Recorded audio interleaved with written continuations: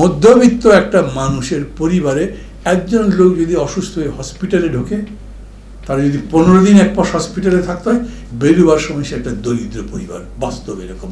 এবং এই যে পকেট কাটার সুযোগ হাসপাতালগুলো করে, অন্যান্য জায়গায় হয়, এটা সরকার অবারিতভাবে দিয়েছে।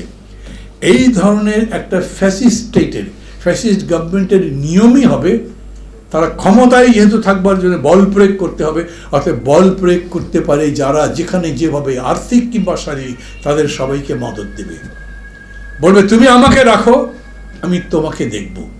সেই কারণেই এখন বেনজির আসলে কোথায় তা আমরা জানতে পারি না। বেনজির কোনো ইমিগ্রেশন দিয়ে পার হয়েছেন তার কোনো ডকুমেন্ট আজ পর্যন্ত কেউ বার করতে পারেনি। সেই একই কারণে আমি মাঝে মাঝে বলি, ব্যক্তিগত কিন্তু চান্স পেলে ছাড়বো কেন, 10 বছর ধরে আমার পাসপোর্ট দেয় না, কিন্তু কত বক্তৃতা আমি সহ অনেকে করলেন, বেনজির আজিজের পাসপোর্ট জব্দ করো, সেই পাসপোর্ট তারা জব্দ করবে না। এবং কত নির্লজ্জভাবে বলে তাদের উপর তো কোনো নিষেধাজ্ঞা ছিল না বিদেশ ভ্রমণের। তো নিষেধাজ্ঞা কি মেজর হাফিজে ছিল? তাকে যে 2 বার এয়ারপোর্ট থেকে ফেরত পাঠিয়ে দিলেন। বিএনপির আরও নেতারা যারা করে, আমরাও যখন বিদেশ যাই, যাবার কোনো সুযোগ পাই যদি, 2 ঘন্টা অন্তত ইমিগ্রেশন আটকে রাখে, সমস্ত এজেন্সি থেকে ক্লিয়ারেন্স দেয়, তারপরে ছাড়ে। তো এদের ব্যাপারে ক্লিয়ারেন্স নেয়নি। দেবতাদের বেলায় লীলা খেলা, দেবতাদের বেলায় লীলা খেলা, পাপ খালি আমাদের বেলা। যা ইচ্ছা তাই করে সরকার, এবং এই যা ইচ্ছা তাই করবার পরের পজিশনটা হচ্ছে তারা নিজেদেরকে কনসলিডেট করতে পারছে না। আন্দোলনে নামবো আমরা জানি না, আমরা আন্দোলনের সূত্রগুলো সবাই বুঝতে পারছি কিনা সে সম্পর্কেও মাঝে মাঝে আবার প্রশ্ন হয়।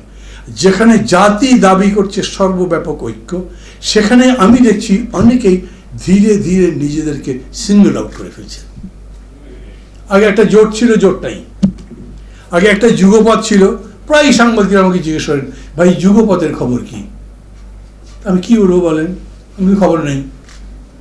মানে সাধারণত রাজনৈতিক নেতারা এরকম স্ট্রেট ফরওয়ার্ড কথা বলে না, কিন্তু নাই তো নাই, আমি কি বানিয়ে বানিয়ে বলবো কিছু? এখন পর্যন্ত যুগপথ নাই। আবার কি হবে? হতে পারে, কারণ এই কথা সত্যি, এই দুঃশাসন আরো এমন করে চেপে বসবে, যদি কেউ মনে করেন সিঙ্গুলারলি কেউ পারবেন না। যদি পারতেন তাহলে 15 বছর লাগতো না, যদি পারতেন তাহলে অনেক আগে অনেকভাবে এরকম করে সরকারটা চেপেই বসতে পারতো না। এখন ধীরে ধীরে তাদের মানি পাওয়ার বেড়েছে, কিন্তু আমি বলি এই মানি পাওয়ার লুটের টাকা তাদের পলিটিক্যাল পাওয়ারকে কোনোভাবেই কনসলিডেট করে নেই। এই জন্যে আমি মনে করি যে রাষ্ট্রের গতিমুখ, মানে রাষ্ট্র যদি বলেন তাহলে সেটা একটা অনেক বড় টার্ম হয়ে যায়। তো রাষ্ট্রের মধ্যে আমরাও জড়িত হই, রাষ্ট্রের মধ্যে সমগ্র জনগণের স্বার্থের প্রশ্নে জড়িত হয়। রাষ্ট্রের গতিমুখ সবসময় কল্যাণের দিকে হবে, তাই স্বাভাবিক। কিন্তু যদি বলেন যেই রাষ্ট্রকে এই আওয়ামী লীগের লুটেরা সরকার চালায়, তাদের গতিমুখ কোন দিকে, আমি মনে করি এটা সেই দিকে যেরকম বড় মাছ ছোট মাছকে খেয়ে ফেলে, সেই রকম করে আওয়ামী লীগের মতো হাঙ্গর তার নিজের যত ক্রনিজ আছে ছোট ছোট মাঝারি, এগুলো খেতে খেতে নিজেরা নিঃশেষ হয়ে যাবে। আমরা চুপচাপ করে বসে থাকবো সেরকম নয়। আমি মনে করি এর মধ্যেও আমরা যদি আন্দোলন করি, ব্যাপারটা ত্বরান্বিত হবে এবং আমাদের বিজয়ের সম্ভাবনা আছে। কারণ মাফ করবে, বিজয়ের সম্ভাবনা বললে কেমন মনে যেন সম্ভাবনা নাইও নাকি, এরকম বলছি না।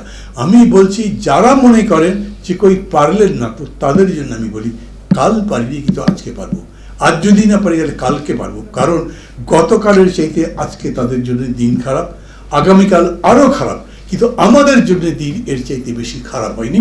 আমাদের জন্য দিন দিন দিন ভালো হচ্ছে, যেটা প্রগতির পথে আমাদেরকে যেতে সাহায্য করবে।